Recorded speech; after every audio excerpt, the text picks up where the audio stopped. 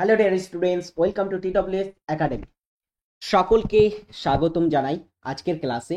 General awareness এবং জিকের set 39 আজকে তোমাদের সঙ্গে বিশেষভাবে আলোচনা করব। তো অবশ্যই সকলে শেষ পর্যন্ত ক্লাসটি দেখবে এবং বন্ধুদের কাছে শেয়ার করে দেবে এবং ক্লাসে যুক্ত হওয়ার সাথে সাথে একটি লাইক করে দেবে। ক্লাসে আমরা আজকে গুরুত্বপূর্ণ কিছু প্রশ্ন নিয়ে আলোচনা করব। 30টি প্রশ্ন রেখেছি, খুবই খুবই ইম্পর্টেন্ট কিছু প্রশ্ন, এবং সে প্রতিদিন আমাদের ক্লাস দেখতে দ্য ওয়ে অফ সলিউশন এবং TWS একাডেমি চ্যানেল দুটিকে সাবস্ক্রাইব করে রাখো এবং আমাদের দ্য ওয়ে অফ সলিউশনের টেলিগ্রাম গ্রুপে যুক্ত হতে ভুলবে না। সেখানে কিন্তু সমস্ত ভিডিও লিংক তোমাদের দেওয়া হয়ে থাকে টাইম টু টাইম। তো অবশ্যই সেখানে যুক্ত হয়ে যাবে। যদি তোমরা ইউটিউবে নোটিফিকেশন মিস করে থাকো তাহলে কিন্তু এখান থেকে তোমরা জানতে পারবে যে কোন কোন আপডেট কি কি আসতে চলেছে আমাদের TWS একাডেমিতে। সমস্ত আপডেট সেখানে দেওয়া হয়। তো অবশ্যই আজই TWS একাডেমি টেলিগ্রাম গ্রুপে যুক্ত হও এবং আমাদের চ্যানেলটিকে সাবস্ক্রাইব করে সঙ্গে থাকো। প্রথম প্রশ্ন, সূর্যের উত্তরায়ণ শেষ হয় কোন দিনে? উত্তরায়ণ বিষয়টা কি আমাদের প্রথমে দেখতে হবে। আয়ন শব্দের অর্থ কি? আয়ন শব্দের অর্থ হচ্ছে কি? আয়ন শব্দের অর্থ পথ। আয়ন শব্দের অর্থ কি? পথ। তো সূর্যের উত্তরায়ণ এটা কি? সূর্যের উত্তরায়ণ বিষয়টা কি? সূর্যের উত্তরায়ণ, দেখো এক্ষেত্রে আমাদের পড়তে হলে দুটি রেখা সম্পর্কে আমাদের জানতে হবে। একটা হচ্ছে মকর ক্রান্তি, মকর ক্রান্তি রেখা, এবং একটি হচ্ছে কর্কট ক্রান্তি রেখা। কর্কট ক্রান্তি রেখা সম্পর্কে আমরা বিশেষভাবে জানি, যেটা ভারতের উপর দিয়েও কিন্তু বিস্তৃত হয়েছে। কর্কট ক্রান্তি এবং মকর ক্রান্তি দুটি রেখা। কর্কট ক্রান্তি রেখাটা 23.5 ডিগ্রি, 23.5 ডিগ্রি, ওফ 1 মিনিট। কর্কট ক্রান্তি রেখাটা কত? সেটা হচ্ছে 23.5 ডিগ্রি উত্তর অক্ষরেখা, এটা উত্তর। এবং মকর ক্রান্তি রেখা যেটা হচ্ছে 23.5 ডিগ্রি দক্ষিণ অক্ষরেখা, এই দুটি রেখা। তো এক্ষেত্রে উত্তরায়ণ বিষয়টা কি? উত্তরায়ণ বিষয়টা হচ্ছে তোমার সূর্য একটা দিন থেকে একটা দিনের মধ্যে, একটা পার্টিকুলার দিন যেটা হচ্ছে 22শে ডিসেম্বর, সেই দিন থেকে 21শে জুন, এই দিনের মধ্যে সূর্য মকর ক্রান্তি রেখা থেকে, এই যে 23.5 ডিগ্রি দক্ষিণ যে অক্ষরেখা, সেখান থেকে কর্কট ক্রান্তি রেখা যেটা তোমার হচ্ছে 23.5 ডিগ্রি উত্তর অক্ষরেখা, তার দিকে কিন্তু সূর্য আসতে থাকে বা সূর্য তার দিকে কিন্তু যেতে থাকে। তো এটাকে বলা হয় উত্তরায়ণ। এবং এরপরে কিন্তু কর্কট ক্রান্তি রেখার উপরে একটা দিন সে কি করে, সেখানে কিন্তু লম্বভাবে কিরণ দেয়। তো কর্কট ক্রান্তি রেখার উপর যেদিন লম্বভাবে কিরণ দেয় সেই দিন কিন্তু সূর্যের উত্তরায়ণের শেষ দিন। তো সঠিক উত্তর হবে সূর্যের উত্তরায়ণের শেষ দিন হচ্ছে কি, সেটা হবে এটা 21শে জুন। আর 23শে সেপ্টেম্বর হচ্ছে এটা সূর্যের কিন্তু দক্ষিণায়নের দিন। দক্ষিণায়ন কবে? সেটা হচ্ছে সূর্যের, সরি 22শে ডিসেম্বর। 22শে ডিসেম্বর হচ্ছে সূর্যের দক্ষিণায়নের কিন্তু শেষ দিন। নেক্সট প্রশ্ন, পঞ্চবার্ষিকী পরিকল্পনার শেষে, কোন পঞ্চবার্ষিকী পরিকল্পনার শেষে দেশে 5টি IIT স্থাপন করা হয়? 5টি IIT স্থাপিত হয়েছিল কোন পঞ্চবার্ষিকী পরিকল্পনার শেষে? দ্রুত অ্যান্সার করো সকলে। পঞ্চবার্ষিকী পরিকল্পনা, প্রথম যে পঞ্চবার্ষিকী পরিকল্পনা সেটা ছিল 1951 থেকে 1956। সেই পঞ্চবার্ষিকী পরিকল্পনায় ভারত কৃষি ক্ষেত্রের উপরে বিশেষভাবে কিন্তু লক্ষ্য দিয়েছিল, মূল লক্ষ্য ছিল কৃষি ক্ষেত্রের উপরে। তো সেক্ষেত্রে কিন্তু এখানেই এই প্রথম পঞ্চবার্ষিকী পরিকল্পনায় আবার কিন্তু ভারত 5টি IIT তৈরি করে এবং তোমার উচ্চশিক্ষার জন্য UGC, university grant commission, UGC কিন্তু গঠন করেছিল এই প্রথম পঞ্চবার্ষিকী পরিকল্পনায় কিন্তু। নেক্সট প্রশ্ন, কোন রাজ্যের রাজ্য ফুল রেড ভান্ডা? রেড ভান্ডা কোন রাজ্যের রাজ্য ফুল? একদমই ভেবে চিন্তে অ্যান্সার করো। আমাদের পশ্চিমবঙ্গেরও রাজ্য ফুল আছে, তাই তো? তো আমরা সেগুলো পড়বো। তো প্রথমে দেখো রেড ভান্ডা এটা কোন রাজ্যের রাজ্য ফুল? সঠিক উত্তর কি হবে বলো? মিজোরাম, অরুণাচল প্রদেশ, মেঘালয় নাকি মণিপুর? সঠিক উত্তর এখানে হবে এটা হচ্ছে মিজোরামের রাজ্য ফুল। এবার দেখো মিজোরাম সম্পর্কে একটু আমরা জেনে রাখি। মিজোরাম এর রাজধানী কি? মিজোরামের রাজধানী হচ্ছে এটা আইজল। এবং মুখ্যমন্ত্রী কি এখানকার? সম্প্রতি তিনি নিযুক্ত হয়েছেন মুখ্যমন্ত্রী মিজোরামের, ওই জন্য এটা কিন্তু ভেরি ভেরি ভেরি ইম্পর্টেন্ট। পুর লালদুহোমা তিনি হচ্ছেন এখানকার কিন্তু বর্তমান মুখ্যমন্ত্রী। এবং রাজ্যপালের দায়িত্বে আছেন কে হরিবাবু। কে হরিবাবু তিনি হচ্ছেন মিজোরামের বর্তমান রাজ্যপাল। এবার বিভিন্ন রাজ্যের রাজ্য ফুল, এটাকে অপশন অনুযায়ী আমরা একটু দেখে নেব। যেটা হচ্ছে বলা হচ্ছে অন্ধ্রপ্রদেশ রাজ্য, যে অন্ধ্রপ্রদেশ রাজ্যের কিন্তু রাজ্য ফুল সেটা হচ্ছে ওয়াটার লিলি বলা হচ্ছে অন্ধ্রপ্রদেশের রাজ্য ফুল। তারপরে মেঘালয়ের রাজ্য ফুল হচ্ছে লেডি স্লিপার। মণিপুরের যে তোমার হচ্ছে রাজ্য ফুল সেটা বলা হচ্ছে শিরোই লিলি, এটা কিন্তু মণিপুরের রাজ্য ফুল। এবং West Bengal, most important, West বেঙ্গলের রাজ্য ফুল কি, সেটা হবে নাইট ফ্লোয়িং জেসমিন বা শিউলি। এখানে শিউলি ফুল, এটা যদি বাংলায় হয়, আর যদি ইংলিশে থাকে তাহলে নাইট ফ্লোয়িং জেসমিন। এটা কিন্তু ওয়েস্ট বেঙ্গলের একটি বা ওয়েস্ট বেঙ্গলের রাজ্য ফুল। পরবর্তী প্রশ্ন যেটা, বায়ুমণ্ডলে কোন গ্যাসের পরিমাণ সবচেয়ে বেশি? বায়ুমণ্ডলে বিভিন্ন গ্যাসের উপাদান আছে, oxygen, nitrogen, carbon die oxide, দেন বিভিন্ন কিন্তু তোমার নিষ্ক্রিয় গ্যাস আছে, অর্গান, নিয়ন, হিলিয়াম, তারপরে আরো বিভিন্ন গ্যাস, ক্রিপ্টন, জেনন ইত্যাদি কিন্তু আছে বায়ুমণ্ডলে। তো আমরা যদি দেখি বায়ুমণ্ডলের, যদি বায়ুমণ্ডলটাকে আমরা একটা বায়ুমণ্ডল থেকে যদি 100% ধরি, ধরো এটা 100%, তো এর মধ্যে নাইট্রোজেন কতটা, অক্সিজেন কতটা, কার্বন ডাই অক্সাইড কতটা, অর্গান কতটা বা আর্গন কতটা, এগুলি কিন্তু আমরা একটু জেনে রাখবো। প্রধানত এই চারটি সম্পর্কেই আমাদের জানলে হবে। যেটা হচ্ছে নাইট্রোজেন, নাইট্রোজেন কত শতাংশ? বলা হচ্ছে নাইট্রোজেন সর্বাধিক পরিমাণে পাওয়া যায়, যেটা হচ্ছে 78.084% মতো কিন্তু, বা 78% প্রায় কিন্তু তোমার বায়ুমণ্ডলে নাইট্রোজেন গ্যাসের পরিমাণ, অর্থাৎ নাইট্রোজেন গ্যাস কিন্তু সবচেয়ে বেশি পরিমাণে পাওয়া যায়। তারপরে আমরা যদি দেখি দ্বিতীয় স্থানে সবচেয়ে বেশি পরিমাণে যে গ্যাসটি পাওয়া যায় সেটা হচ্ছে 21%, প্রায় 21% পাওয়া যায়, সেটা হচ্ছে O2। অক্সিজেন পাওয়া যায় সবচেয়ে দ্বিতীয় স্থানে সবচেয়ে বেশি, অর্থাৎ 21% মতো কিন্তু অক্সিজেন থাকে বায়ুমণ্ডলে। যদি পরীক্ষায় প্রশ্ন থাকে বায়ুমণ্ডলে কত শতাংশ অক্সিজেন আছে, তাহলে অ্যান্সার হবে এটা 21% মতো। তারপরে আছে সবচেয়ে নিষ্ক্রিয় গ্যাস যেটা বেশি, সেটা হচ্ছে তোমার আর্গন। আর্গনটা সবচেয়ে বেশি পরিমাণে আছে, আর্গন নিষ্ক্রিয় গ্যাসগুলির মধ্যে, যেটা 0.93% মতো হচ্ছে তোমার আর্গন গ্যাস আছে, যেটা সবচেয়ে বেশি নিষ্ক্রিয় গ্যাস এবং বায়ুমণ্ডলের সবচেয়ে তৃতীয় সর্বোচ্চ গ্যাস যেটা পাওয়া যায়। আর CO2 কার্বন ডাই অক্সাইডের পরিমাণ হচ্ছে তোমার 0.033% হচ্ছে কার্বন ডাই অক্সাইডের পরিমাণ। এগুলি কিন্তু সবগুলো তথ্যই কিন্তু ভেরি ভেরি ইম্পর্টেন্ট, অর্থাৎ এগুলি কিন্তু তোমাদের পড়তে হবে। আর্গনটা, এটাও পরীক্ষায় প্রশ্ন আসে যে কোন নিষ্ক্রিয় গ্যাসের পরিমাণ সবচেয়ে বেশি, তো যদি পরীক্ষায় প্রশ্ন থাকে আশা করব তোমরা সঠিক উত্তর করতে পারবে। নেক্সট প্রশ্ন, জালিয়ানওয়ালাবাগের নির্মম হত্যাকাণ্ডের জন্য কে নাইটহুড যে উপাধি সেটা প্রত্যাখ্যান করেছিলেন? নাইটহুড উপাধিটি কার ছিল বলো তো? নাইটহুড উপাধিটি কার ছিল?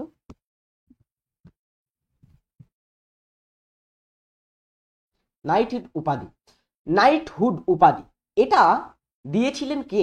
এটা দেওয়া হয়েছিল রাজা বা জর্জ, পঞ্চম জর্জ।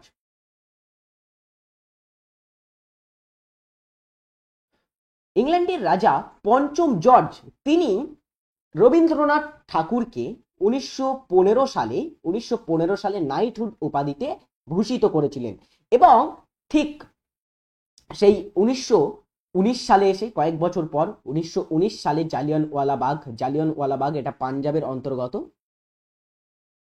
পাঞ্জাবে জালিয়ানওয়ালাবাগের হত্যাকাণ্ড 1919 সালের 13ই এপ্রিল 1919 সালে জালিয়ানওয়ালাবাগের হত্যাকাণ্ড হয়েছিল। সেই হত্যাকাণ্ডের কারণেই কিন্তু তোমার রবীন্দ্রনাথ ঠাকুর তার নাইটহুড উপাধিটি প্রত্যাখ্যান করেছিলেন। তো সঠিক উত্তর হবে রবীন্দ্রনাথ ঠাকুর। নেক্সট হচ্ছে প্রাকৃতিক তেজস্ক্রিয়তা কে আবিষ্কার করেন? প্রাকৃতিক যে তেজস্ক্রিয়তা সেটা কে আবিষ্কার করেছিলেন? সঠিক উত্তর কি হবে বলো? প্রাকৃতিক তেজস্ক্রিয়তার তোমরা যদি এসআই এককের নাম জানো তাহলে কিন্তু এটা তোমরা উত্তর করতে পারবে। প্রাকৃতিক তেজস্ক্রিয়তার এসআই এককটি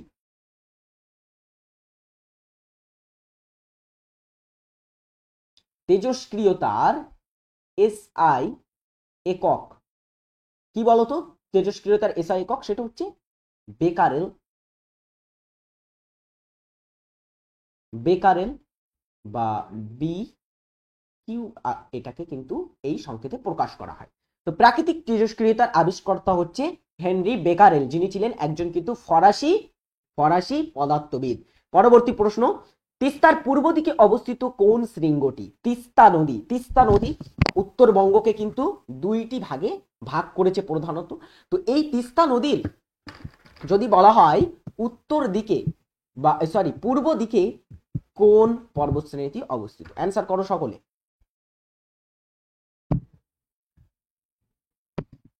তিস্তা নদী।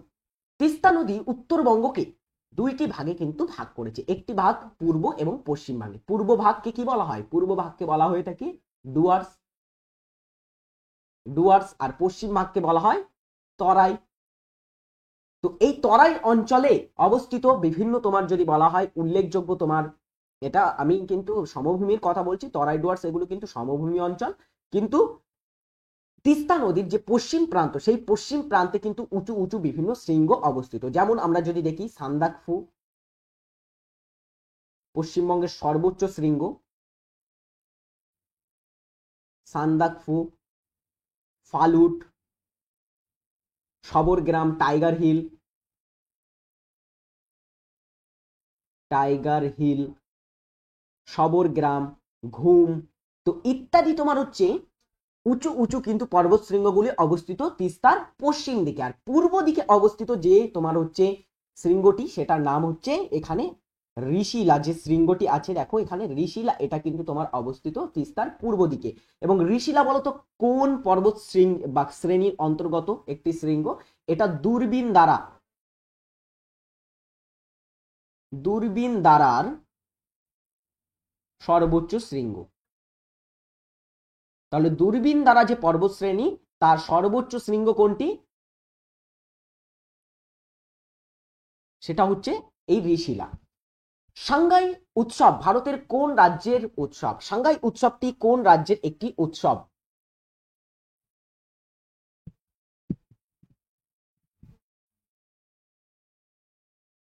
সাংহাই উৎসবটি কোন রাজ্যের উৎসব বলো সকলে? এটা হবে তোমার মণিপুর রাজ্যের কিন্তু একটা উৎসব। এটা নভেম্বর মাসে পালিত হয়। নভেম্বর মাসে মণিপুরে কিন্তু পালিত হয়ে থাকে এই উৎসবটি। পরবর্তী হচ্ছে মাইটোসিস কোষ বিভাজনের কোন দশায় নিউক্লিয় পর্দার অবলুপ্তি ঘটে? মাইটোসিস কোষ বিভাজন, উন্নত কোষ দেহে মাইটোসিস কোষ বিভাজনটা প্রধানত হয়ে থাকে। তো মাইটোসিস কোষ বিভাজনের চারটি কিন্তু আবার দশা আছে, যে চারটি দশা প্রোফেজ, মেটাফেজ, অ্যানাফেজ, টেলোফেজ, চারটি দশায় এটা বিভক্ত হয়ে থাকে। পরবর্তী কোনো ক্লাসে এটা নিয়ে ডিটেলসে আলোচনা করব। তো এখানে যে প্রশ্নটি দেওয়া হয়েছে এটার উত্তর করো। মাইটোসিস কোষ বিভাজনের কোন দশায় প্রথম নিউক্লিয় যে পর্দা সেটার অবলুপ্তি ঘটে থাকে? এটা হবে প্রথম দশা, যেটা হচ্ছে প্রোফেজ দশা, সেই দশায় কিন্তু এটা ঘটে থাকে। নেক্সট, কোন গুপ্ত শাসক মহেন্দ্রাদিত্য উপাধি গ্রহণ করেছিলেন? তো গুপ্ত শাসকরা বিভিন্ন কিন্তু উপাধি গ্রহণ করেছিল। আমরা যদি দেখি সমুদ্রগুপ্ত, তার বিভিন্ন উপাধি ছিল, যেমন আমরা বলি তার বিখ্যাত উপাধি লিচ্ছবি, দৌহিত্র, অনেকবার করিয়েছে এটা।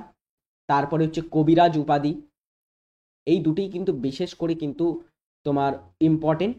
কবিরাজ এবং লিচ্ছবি, দৌহিত্র, পরাক্রম, অশ্বমেধ পরাক্রম ইত্যাদি কিন্তু উপাধি ছিল সমুদ্রগুপ্তের। প্রথম চন্দ্রগুপ্ত তিনি প্রথম গুপ্ত শাসক ছিলেন যিনি মহারাজাধিরাজ উপাধি গ্রহণ করেছিলেন। মহারাজাধিরাজ উপাধিটি কার ছিল? সেটা হচ্ছে প্রথম চন্দ্রগুপ্তের। শ্রীগুপ্ত ছিলেন গুপ্ত বংশের প্রথম শাসক যিনি গুপ্ত বংশের প্রতিষ্ঠাতা ছিলেন। ইনি হচ্ছেন গুপ্ত বংশের প্রতিষ্ঠাতা যিনি মহারাজ উপাধি গ্রহণ করেন। এবং কুমারগুপ্ত তিনি কিন্তু তাকে কিন্তু বলা হয়ে থাকে কি মহেন্দ্রাদিত্য, তার উপাধি ছিল মহেন্দ্রাদিত্য। কুমারগুপ্ত, তার সময় আমরা জানি নালন্দা বিশ্ববিদ্যালয় স্থাপিত হয় এবং তার সময় কিন্তু তার সময়কালকে বলা হয়, প্রথম কুমারগুপ্তের সময়কালকে বলা হয় গুপ্ত যুগের শান্তির যুগ বা গুপ্ত যুগের সবচেয়ে কিন্তু শান্তি সমৃদ্ধির যুগ বলা হয় কুমারগুপ্তের যুগকে। তো এই প্রথম কুমারগুপ্ত, তার আরো একটি উপাধি ছিল যেটা হচ্ছে পরম ভগবত। তাহলে পরম ভগবত কার উপাধি ছিল? এটাও কিন্তু প্রথম কুমারগুপ্তের উপাধি ছিল। আজকের হোমওয়ার্ক তোমাদের থাকবে যেটা, সেটা হচ্ছে নৌটঙ্কি কোথাকার লোকনাট্য। নৌটঙ্কি একটা হচ্ছে লোকনাট্য বা লোকনৃত্য, বা এটা হচ্ছে লোকগানও বলা যেতে পারে। তো নৌটঙ্কি কোথাকার, এটা সকলে কমেন্টে আজকে অ্যান্সার করে যাবে। আমি কিন্তু ইদানিং দেখছি তোমরা কমেন্টে অ্যান্সার করছো না। হোমওয়ার্কের অ্যান্সার করো, প্রতিদিন আমি দেখি, আমার কিন্তু খুবই ভালো লাগে, এত কষ্ট করে তোমাদের ক্লাস করিয়ে থাকি সকালে উঠে। তো তোমরা যদি একটু কমেন্ট করো তাহলে আমি কিন্তু কমেন্টটা দেখলে খুবই ভালো লাগে ক্লাসে পড়ে। নেক্সট প্রশ্ন যেটা, সেটা হচ্ছে অল ইন্ডিয়া রেডিও কবে আকাশবাণী নামে পরিচিত হয়? অল ইন্ডিয়া রেডিও এআইআর এখনো প্রচলিত আছে অল ইন্ডিয়া রেডিও। যেই অল ইন্ডিয়া রেডিওটা কবে প্রতিষ্ঠিত হয়েছিল? তো সঠিক উত্তর কি হবে? অল ইন্ডিয়া রেডিওটা স্থাপিত হয় কবে? অল ইন্ডিয়া রেডিওর আকাশবাণী নামকরণ হয় কবে? প্রথমে আমরা দেখব অল ইন্ডিয়া রেডিও এটা স্থাপিত হয় কবে, প্রতিষ্ঠা হয় কবে। অল ইন্ডিয়া রেডিওটা প্রতিষ্ঠিত হয়েছিল 1936 সালে। কবে প্রতিষ্ঠা হয়? 1936 সালে। আর রেডিও বলতেই মনে পড়ে গেল এই কয়েকদিন আগেই 13ই ফেব্রুয়ারি বিশ্ব রেডিও দিবস পালিত করা হয়। ঠিক আছে, তাহলে বিশ্ব রেডিও দিবসটা কবে পালন করা হয়? 13ই ফেব্রুয়ারি পালন করা হয়। আর প্রতিষ্ঠাতা হয়েছিল এআইআর বা অল ইন্ডিয়া রেডিও, সেটা হচ্ছে এই 1936 সালে। এবং এটার আকাশবাণী নামকরণ যিনি করেছিলেন, এবং এটা আকাশবাণী হয়েছিল 1957, এটাকে আকাশবাণী নামকরণ করা হয়। এবং এই আকাশবাণী নামকরণটা যিনি করেছিলেন তার নাম হচ্ছে কবিগুরু বিশ্বকবি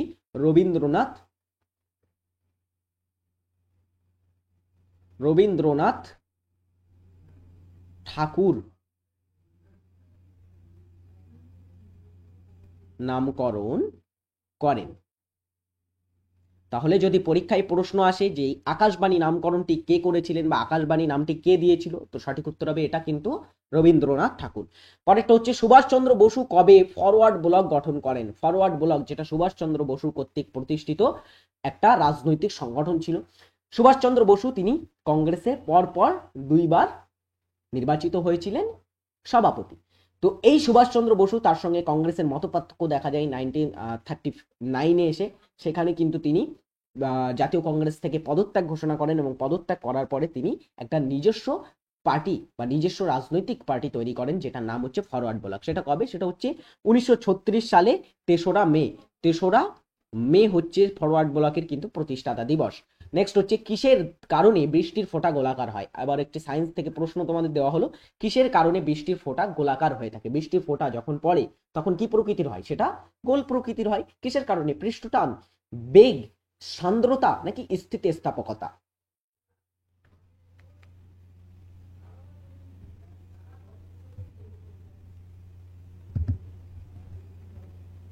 সঠিক উত্তর হবে বৃষ্টির ফোঁটা তোমার হচ্ছে গোলাকার হয়ে থাকে, সেটার কারণ হচ্ছে পৃষ্ঠটানের কারণে এটা হয়। নেক্সট যেটা আজকের, ছবিটাকে অ্যানিমেশন লাগানো হলো না, ওপেন হয়ে গেল। যাই হোক, সূর্য গ্রহণের সময় কি হয়ে থাকে? পৃথিবী এবং চাঁদের মধ্যে সূর্য একই সরলরেখায় অবস্থান করে। সূর্য ও চাঁদের মধ্যে পৃথিবী একই সরলরেখায় অবস্থান করে। আর বলা হচ্ছে সূর্য ও পৃথিবীর মধ্যে চাঁদ একই সরলরেখায় অবস্থান করে নাকি কোনোটি নয়। ভালোভাবে দেখো, সূর্য গ্রহণ কখন হয়? সূর্য গ্রহণ আমরা কাকে বলি?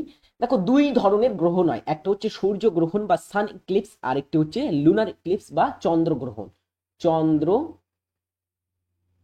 গ্রহণ এবং আরেকটি হচ্ছে সূর্য গ্রহণ। আচ্ছা, আমি এখানে লিখছি না। যাই হোক, এখানে সঠিক উত্তর কি হবে? দেখো, চন্দ্রগ্রহণটা কি আর সূর্য গ্রহণটা কি আমরা একটু দেখে নিই। সূর্য গ্রহণটা হচ্ছে, বলা হচ্ছে যখন সূর্যগ্রহণের যদি আমি সংজ্ঞার কথা বলি তাহলে কি হবে? সূর্যগ্রহণ যখন চাঁদ পৃথিবীর চারিদিকে ঘুরতে ঘুরতে এমন এক পজিশনে বা এমন এক স্থানে চলে আসে যেখানে সে কি করে? সূর্যের আলো কিন্তু পৃথিবীতে পড়তে বাধা দেয়, অর্থাৎ সে সূর্যের এবং পৃথিবীর মাঝে চলে আসে। দেখো এখানে কোথায় আছে? এখানে আছে অপশন সি তে, সূর্য এবং পৃথিবীর মাঝে বা মধ্যে চাঁদ একই সরলরেখায় অবস্থান করে। সেক্ষেত্রে কি হয়? এটা হচ্ছে সূর্যগ্রহণ। সূর্যগ্রহণের ক্ষেত্রে চাঁদ পৃথিবীর এবং সূর্যের মিডিলে আসবে, এবং এই চাঁদের যে ছায়া বা সূর্যের যে আলো সেটাকে কিন্তু পৃথিবীতে পড়তে বাধা দেবে। আর যদি বলা হয় চন্দ্রগ্রহণ, দেখো পরবর্তী ছবি, এটা হচ্ছে চন্দ্রগ্রহণ। চন্দ্রগ্রহণের ক্ষেত্রে কি হবে? সূর্য এবং চাঁদের মাঝে পৃথিবী চলে আসবে, এবং কি হবে? এই পৃথিবীর ছায়া চাঁদে পড়বে। এটা কিন্তু চন্দ্রগ্রহণ। খুবই রেয়ার এটা কিন্তু কেস, চন্দ্রগ্রহণ। তো চন্দ্রগ্রহণ এর ক্ষেত্রে চাঁদ এবং সূর্যের মাঝে পৃথিবী আসে। দেখো এখানে কোথায় আছে? পৃথিবী, সূর্য এবং চাঁদের মাঝে পৃথিবী একই সরলরেখায় অবস্থান করে, অপশন বি তে আছে। তো এটা কিন্তু চন্দ্রগ্রহণ। ওকে, আশা করি বুঝতে পেরেছো। নেক্সট প্রশ্নে আসবো, যেটা হচ্ছে তোমার খানুয়ার যুদ্ধে বাবরের প্রধান প্রতিপক্ষ কে ছিলেন? খানুয়ার যুদ্ধ কার কার মধ্যে হয়েছিল? এটা বাবর এবং আরো একজন ব্যক্তির মধ্যে হয়েছিল। বাবর, মুঘল সম্রাট বাবর, তিনি কিন্তু উল্লেখযোগ্য অনেকগুলো লড়াই লড়েছিলেন, যার মধ্যে প্রথম তার ঐতিহাসিক ভারতের যে যুদ্ধ ছিল সেটা হচ্ছে ভারতীয় উপমহাদেশে, সেটা প্রথম পানিপথের যুদ্ধ, যেখানে তিনি কামান, বারুদের, বন্দুকের ব্যবহার করে ইব্রাহিম লোদিকে পরাস্ত করেছিলেন প্রথম পানিপথের যুদ্ধে 1526 সালে। প্রথম পানিপথের যুদ্ধ, তারপরে তিনি ঘরঘরার যুদ্ধ, তারপরে চান্দেরের যুদ্ধ, খানুয়ার যুদ্ধ, বিভিন্ন কিন্তু যুদ্ধ তিনি লড়েছিলেন, যার মধ্যে খানুয়ার যুদ্ধটা বিশেষভাবে গুরুত্বপূর্ণ। খানুয়ার যুদ্ধ যেটা 1527 সালে, খানুয়ার যুদ্ধে তিনি তার প্রতিপক্ষ যিনি ছিলেন তার নাম হচ্ছে রাণা সংগ্রাম, রাণা সংগ্রামের প্রতিপক্ষ হিসেবে তিনি কিন্তু লড়েছিলেন। পরেরটা হচ্ছে অপারেশন মৈত্রী কত সালে লঞ্চ করা হয়? অপারেশন মৈত্রী, এই যে বলছিলাম বিভিন্ন, তোমাদের কয়েকদিন আগের ক্লাসে বলেছিলাম যে বিভিন্ন তোমার হচ্ছে অপারেশন লঞ্চ করা হয়ে থাকে বিভিন্ন কিন্তু দুর্যোগপূর্ণ স্থান থেকে বিভিন্ন ব্যক্তিদেরকে, আমাদের ভারতের নাগরিকদেরকে বার করে আনার জন্য কিন্তু সেখানে অপারেশন লঞ্চ করা হয়। তো এমনই একটি কিন্তু তোমার ভয়াবহ বা দুর্যোগ দেখা গেছিল, একটা ভূমিকম্প, যেটা হচ্ছিল নেপালের ভূমিকম্প। কবে হয়েছিল বলতে পারবে? নেপালের ভূমিকম্প। নেপালে যে ভূমিকম্পটা হয়েছিল 2015 সালে, সেখান থেকে ভারতীয় নাগরিকদের বা সেখানে একটা কিন্তু ওটাকে কি বলে, ওটাকে ভুলে যাচ্ছি, যাই হোক সেখানকার উদ্ধার কার্য, হ্যাঁ উদ্ধার কার্যের জন্য কিন্তু এই অপারেশন মৈত্রী লঞ্চ করা হয়। আরো কিছু অপারেশন আছে, যেমন আফগানিস্তান 2021 সালে আফগানিস্তান থেকে তোমার যখন তালিবান সরকার সেখানে টেক ওভার করে, সেখান থেকে কিন্তু ভারতীয় যে সমস্ত ছিল ভারতীয়রা তাদেরকে ফিরিয়ে আনার জন্য অপারেশন দেবী শক্তি লঞ্চ করা হয়। ইউক্রেন থেকে ভারতীয়দের ফিরিয়ে আনার জন্য অপারেশন গঙ্গা লঞ্চ করা হয়। তো এরকম অপারেশন কিন্তু ভারতীয় বিমান বাহিনী কর্তৃক লঞ্চ করা হয়ে থাকে মাঝে মাঝে। তো সোন নদী, 17 নং প্রশ্ন, যেটা সোন নদী, সোন একটা কি উপনদী, কোন নদীর উপনদী? সোন হচ্ছে গঙ্গার, গঙ্গার ডান তীরের উপনদী। ডান তীরে বিভিন্ন উপনদী আছে না গঙ্গার, যেমন হচ্ছে সোন, যমুনা, অজয়, দামোদর, এসব হচ্ছে গঙ্গার ডান তীরের উপনদী। তো গঙ্গার ডান তীরের উপনদী সোন কোথা থেকে উৎস লাভ করেছে? সেটা হবে অমরকণ্টক। অমরকণ্টকটা কোথায় বলো? অমরকণ্টক হচ্ছে মধ্যপ্রদেশ, সেখান থেকে নর্মদা, নর্মদা যেটা হচ্ছে পশ্চিম ভারতের পশ্চিম বাহিনী দীর্ঘতম নদী ভারতের, সেটা কিন্তু উৎপত্তি লাভ করেছে মধ্যপ্রদেশের অমরকণ্টক থেকে। নেক্সট প্রশ্ন, 2002 সালে কততম সংবিধান সংশোধন হয়েছিল? 2002 সালে কততম সংবিধান সংশোধনটা হয়? একদমই ঝড়ের মতো ক্লাস হবে, সুন্দর ক্লাস হবে, সকলে ফটাফট একটা ক্লাসে লাইক করে দাও ক্লাসটি ভালো লাগলে। 2002 সালটা কেন বিখ্যাত, বা 2002 সালের যে সংবিধান সংশোধন ছিল সেটা এত কেন গুরুত্বপূর্ণ? দেখো 2002 সালে যে 10টা মৌলিক কর্তব্য ছিল আগে, তার সঙ্গে একটি যুক্ত করা হয়, একটি মৌলিক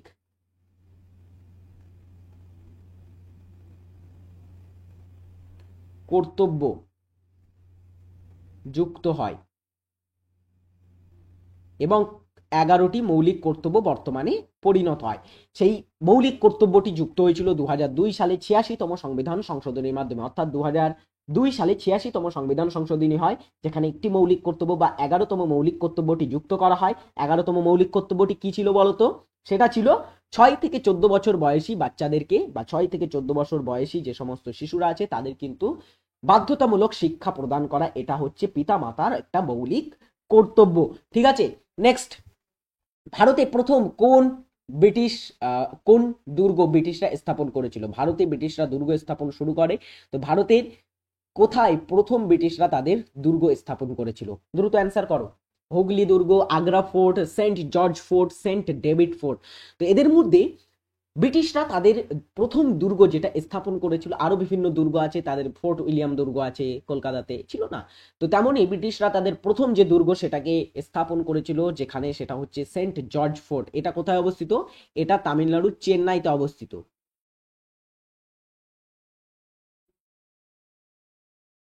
এটা বর্তমানে একটা মিউজিয়ামে পরিণত হয়েছে। নেক্সট হচ্ছে, কংগ্রেস সমাজতন্ত্রী দল কে প্রতিষ্ঠা করেন? কংগ্রেস সমাজতন্ত্রী দল কে প্রতিষ্ঠা করেছিলেন?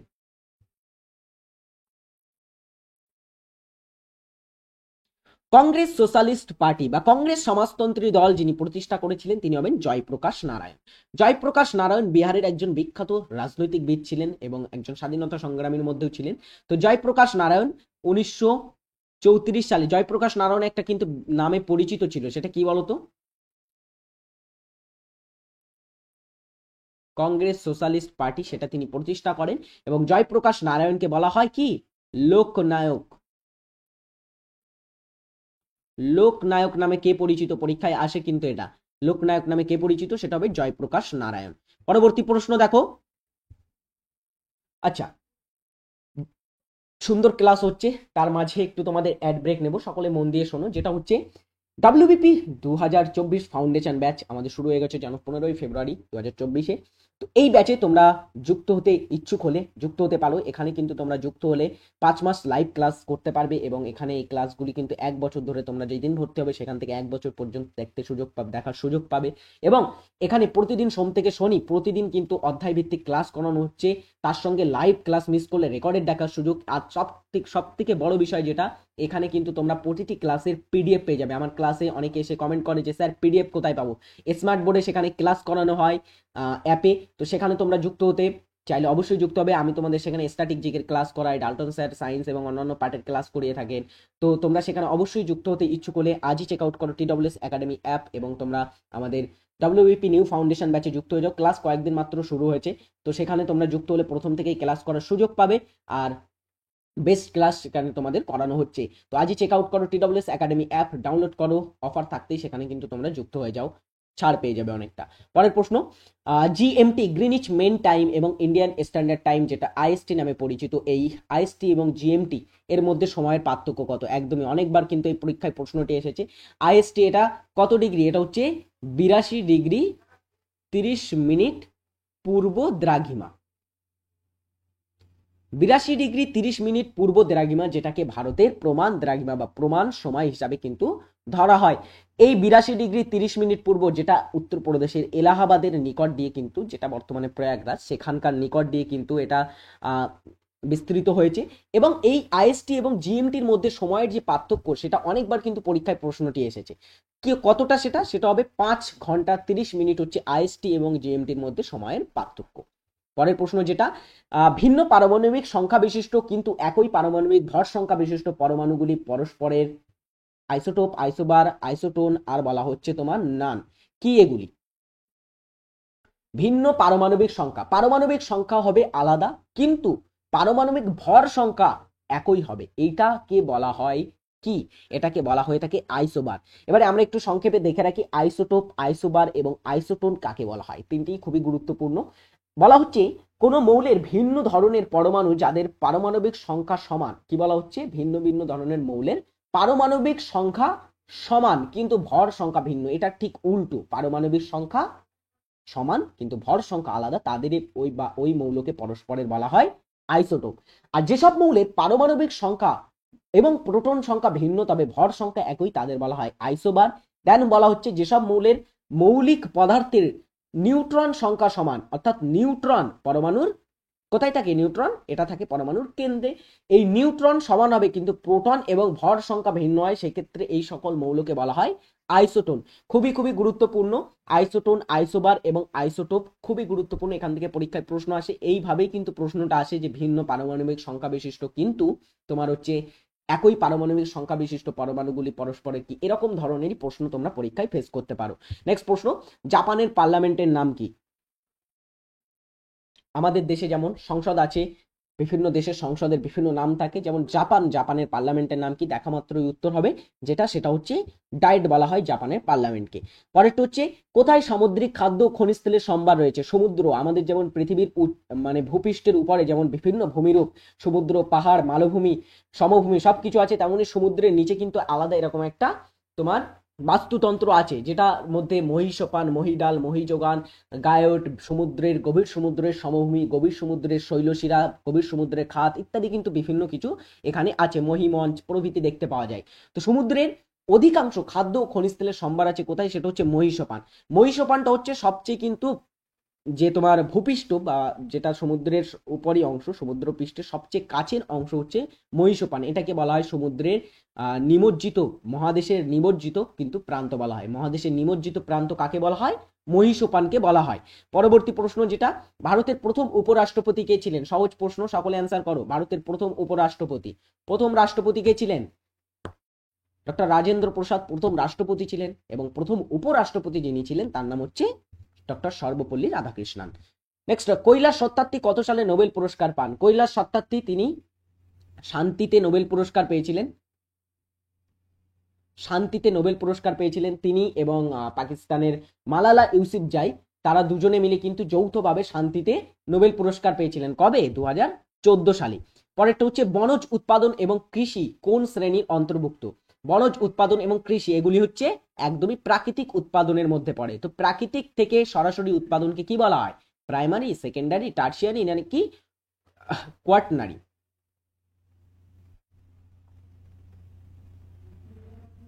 সঠিক উত্তর হবে এটা অবশ্যই প্রাইমারি সেক্টরের মধ্যে পড়ে। প্রোটিনের গঠনগত একক কি?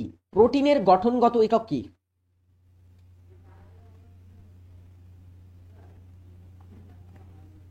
প্রোটিনের গঠনগত একক হচ্ছে অ্যামাইনো অ্যাসিড, হচ্ছে প্রোটিনের গঠনগত একক। সোমপ্রকাশ পত্রিকার সম্পাদক কে ছিলেন? সোমপ্রকাশ পত্রিকা, এই পত্রিকাটা হচ্ছে, এই সম্পর্কে একটু সংক্ষেপে জেনে রাখো, এই পত্রিকাটি ঈশ্বরচন্দ্র বিদ্যাসাগরে কিন্তু তিনি এটার প্রতিষ্ঠাতা বলা হয়ে থাকে প্রধানত, বা তার প্রস্তাবেই এটা প্রতিষ্ঠা হয়েছিল। এই সোমপ্রকাশ পত্রিকা এটা 1858 সালে প্রথম প্রকাশিত হয়। এই সোমপ্রকাশ পত্রিকাকে আবার বলা হয় বাংলার বা বাংলা ভাষায় প্রকাশিত প্রথম রাজনৈতিক পত্রিকা।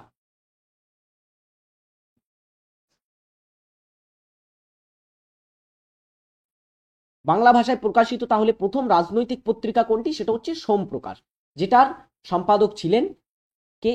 তারকনাথ বিদ্যাভূষণ, তিনি এর সম্পাদক ছিলেন। লাস্ট প্রশ্ন আজকের ক্লাসের, যেটা হচ্ছে নিচের কোন বন্দরটি মুক্ত আরোহণের জন্য বা মুক্তা আরোহণের জন্য বিখ্যাত? মুক্তা আরোহণ করে থাকে কোন বন্দরটি বা কোন অঞ্চলটি? তুতিকোরিন, কান্ডালা, কোচি, নবসেবা? সঠিক উত্তর হবে এটা মুক্তা আরোহণের জন্য বিখ্যাত হচ্ছে তুতিকোরিন এই বন্দরটি। তুতিকোরিনটা কোথায় বলতে পারবে? এটা করমণ্ডল উপকূলে অবস্থিত, অর্থাৎ তামিলনাড়ুতে অবস্থিত। এবং এটার অপর একটি নাম আছে, যেমন আমাদের কলকাতা বন্দরের অপর একটি নাম আছে না, যেমন ওটার নাম হচ্ছে তোমার শ্যামাপ্রসাদ মুখার্জি পোর্ট ট্রাস্ট বলা হয়ে থাকে ওটাকে, তেমনি এটার অপর নাম হচ্ছে ভি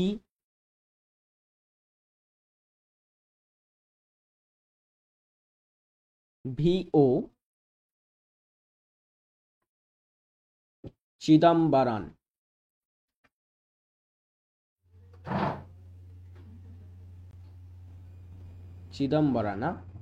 পোর্ট। ওকে, তো এই ছিল আজকের তোমাদের সঙ্গে সংক্ষেপে আলোচনা। আশা করব ক্লাসটি তোমাদের খুবই খুবই ভালো লেগেছে। কিছু কিছু প্রশ্ন সংক্ষেপে তোমাদের সঙ্গে আলোচনা করলাম। আশা করব আজকের ক্লাসটি থেকে অনেক কিছু তোমরা জানতে পারলে বা শিখতে পারলে। কমেন্টে সকলে অবশ্যই জানিয়ে যাবে। আর আমাদের TWS একাডেমি অ্যাপে যুক্ত হতে চাইলে আজই গুগল প্লে স্টোরে গিয়ে সার্চ করো TWS একাডেমি, ডাউনলোড করো এবং সেখানে তোমার নিজের নাম এনরোল করো আর পছন্দের ব্যাচে ক্লাস করতে থাকো। তো সকলে ভালো থাকবে, সুস্থ থাকবে, নিজের খেয়াল রাখবে। পরের দিনের ক্লাসে আবার দেখা হচ্ছে, আমি তোমাদের সঙ্গে আবার একটি নতুন ক্লাসে যুক্ত হব। সকলে ভালো থাকবে। এখানেই শেষ করছি আজকের ক্লাস। টাটা।